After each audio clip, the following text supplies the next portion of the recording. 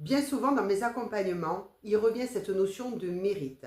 J'entends bien souvent je ne le mérite pas, je ne suis pas méritant. Ou alors bien au contraire la personne qui se pense méritée, mais qui concrètement n'a rien de tout ça dans sa vie. Pour ma part, j'ai eu la même situation. Je me pensais méritée, que ce soit le bonheur, l'argent, l'amour.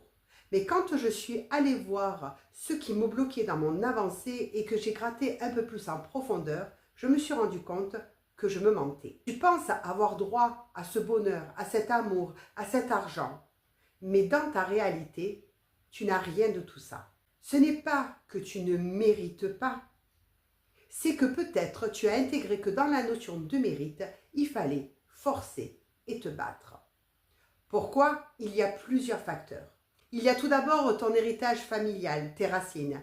Tes ancêtres ont peut-être dû quitter une ville ou un pays. Et pour mériter leur place dans ce nouvel endroit, ils ont dû travailler dur pour mériter un logement, un travail, un statut. Dans l'enfance, tu as pu intégrer que pour mériter l'amour de tes parents, il fallait que tu sois sage, obéissant, parfait, comme ils le souhaitaient pour être aimé.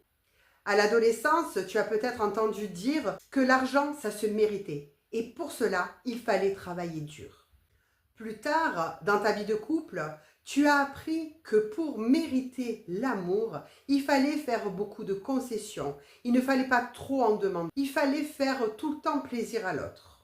Tous ces scénarios plus ou moins banals t'ont fait intégrer cette notion de mérite. Et ce sont ces facteurs-là qui aujourd'hui t'ont fait intégrer que pour mériter, il fallait forcer, te battre ou t'adapter. Dis-moi un petit peu en commentaire si cette notion de mériter te parle.